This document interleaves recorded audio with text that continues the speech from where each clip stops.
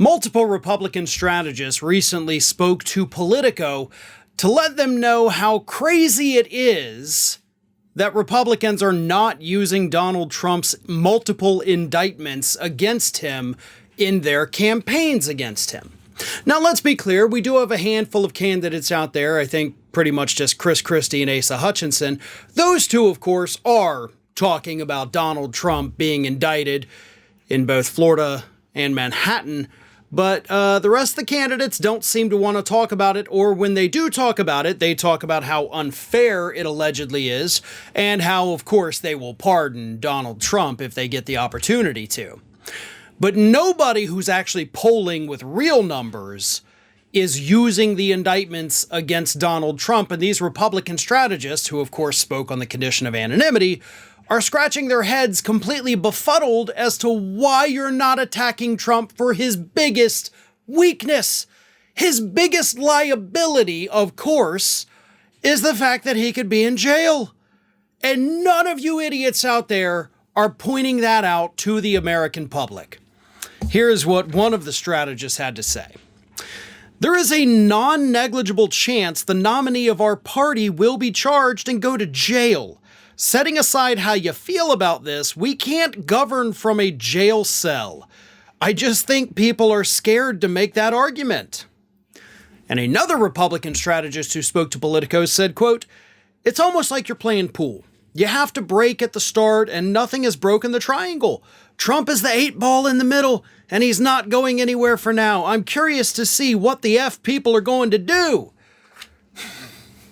So it doesn't just sound like these strategists are confused. It sounds like they're actually angry that nobody is using these attacks against Donald Trump, at least nobody that matters is using these attacks against Donald Trump. And most of them, by the way, are, as I said, defending him. But it's like, listen, I like the way the one strategist put it. Like, it doesn't matter how you feel about it.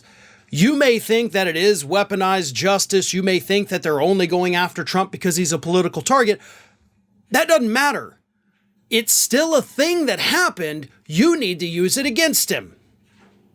That's what you should be doing. But to sit there and be like, oh, it's a shame what's happening and I'll pardon him, the poor guy. What you're doing is creating sympathy. What you're doing is downplaying the seriousness of these charges, which is going to lead more Republicans into thinking that it is just a weaponized DOJ going after him, which is going to lead more people to support him and fewer people to support you. You're tanking your own campaigns because you're not using this against Donald Trump. And here's the thing, right? This isn't just about the indictments that the guy is under down here in Florida, the federal indictments. He's under indictment in Manhattan on charges that could send him to jail. He's going to get indicted very soon from the state of Georgia. He's going to get more federal indictments for his attempts to overturn the 2020 election. So it's going to go from 4 different areas that have indicted him, or 2 to 4. So maybe start attacking him with it now instead of waiting for it to pile up, because then you look like, okay, well now because there's so much, I can't ignore it. Why don't you get ahead of the curve, right? Why don't you go ahead and make those arguments now so that when the other indictments get handed down, and we all know they're coming, you look like a prophet. You look like the person who called it correctly, and you get to go out there and be the one saying, told you so. I don't know. I'm no Republican strategist, but that seems like a pretty darn smart idea to me. Hey everyone, this is Aspen. And did you know that for the low cost of $0 per day, you can subscribe to the Fair and Balanced YouTube channel?